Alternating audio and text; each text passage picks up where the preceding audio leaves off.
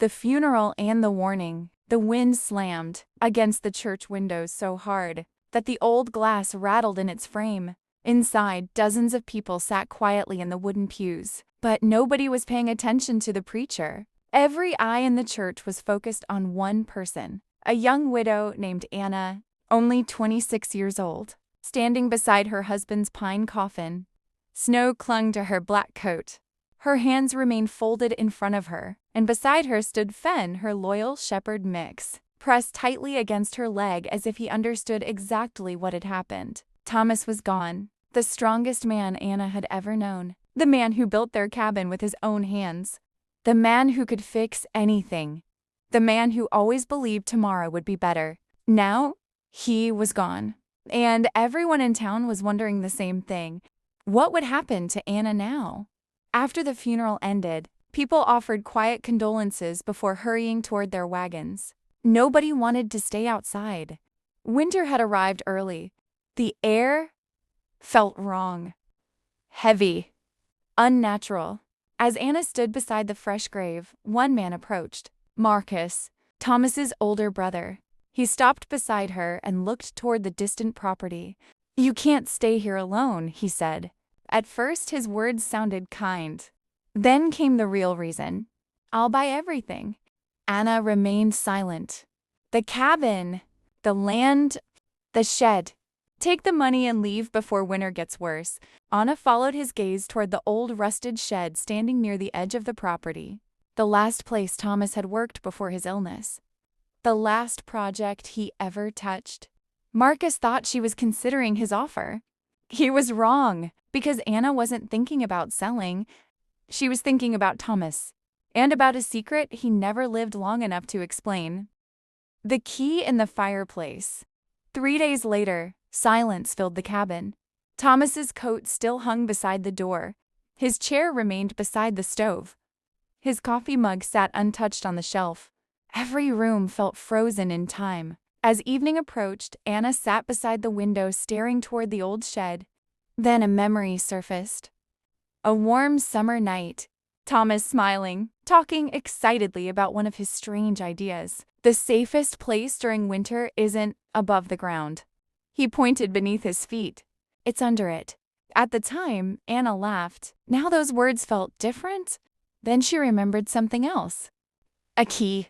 Months earlier, she had seen Thomas hide something above the stone fireplace. Without hesitation, she grabbed a stool and climbed up. Dust covered her hands. Cobwebs brushed her skin. Then her fingers touched metal. A moment later, she pulled out an old iron key.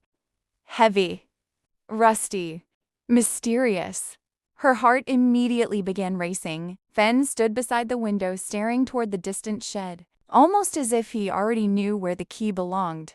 That night, Anna barely slept. Every time she closed her eyes, she saw the key. And by morning, curiosity had become impossible to ignore. The secret beneath the shed. Snow covered the property as Anna walked toward the shed. Fen ran ahead. The old building looked abandoned, forgotten. But Thomas never abandoned anything without a reason.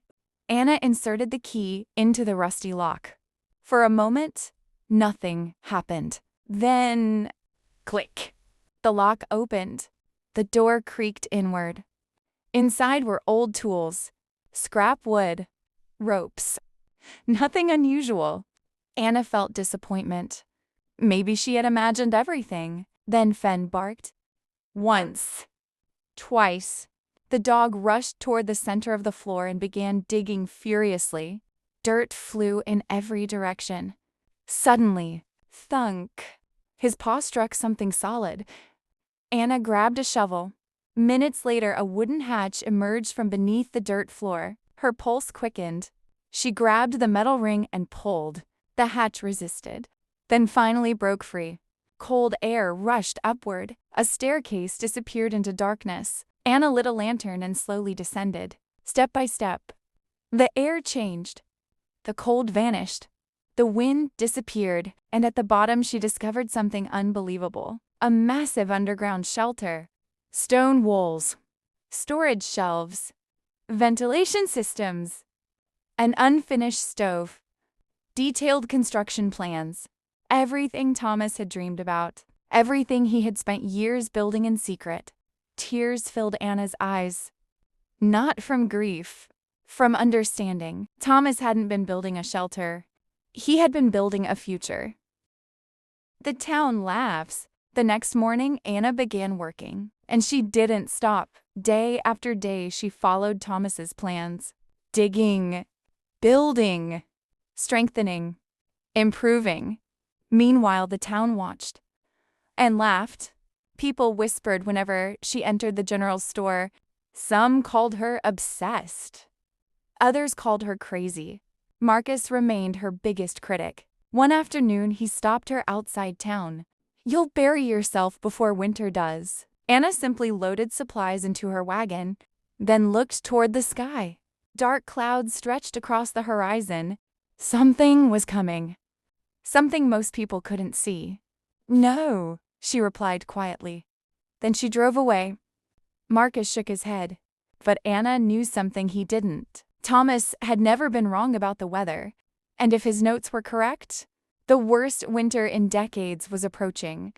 The blizzard and the miracle. The storm arrived without warning. Not with snow, with silence. Birds disappeared. Animals vanished. Even the wind seemed to stop. Then everything changed. A blizzard unlike anything the valley had ever seen exploded across the landscape. Snow buried roads. Wind shook houses. Visibility vanished. Entire farms disappeared beneath white mountains. Inside the cabin, Fen paced nervously. Anna looked outside once. Only once.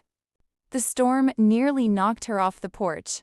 That was enough. Before sunrise, she began moving supplies underground. Food, water, blankets, firewood, tools, everything. Trip after trip, until finally she sealed the hatch behind them. Below ground, everything changed. The wind disappeared. The cold vanished. The shelter remained warm, safe. Exactly as Thomas had designed it. Days passed. Then came a knock, bang, bang, bang. Anna froze. Another knock. Then a desperate voice. Anna, Marcus, and a child crying. Anna opened the hatch. Marcus stumbled inside, carrying his son. Behind him came his wife. Frozen. Terrified.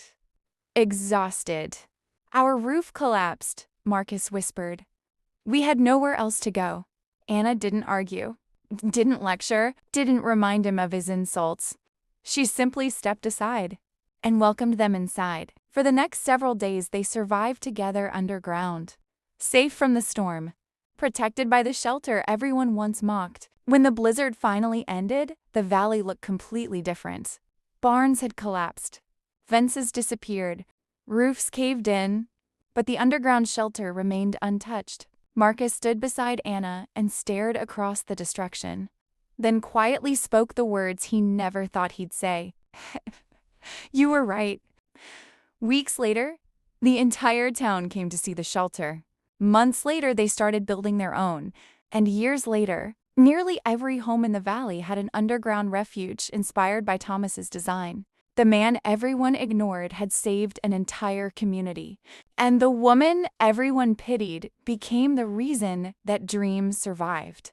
Standing beside the old rusted shed one spring morning, Anna looked across a valley filled with new life. Thomas's dream had become reality. And sometimes that's how change begins. Not with power, not with wealth, but with one person willing to believe in an idea long after everyone else stops believing. If you enjoyed this story, make sure to like, subscribe, and turn on notifications for more emotional storytelling videos here on Vanessa's HOA. And tell us in the comments, would you have trusted Thomas's underground shelter before the blizzard? Or only after it saved the town?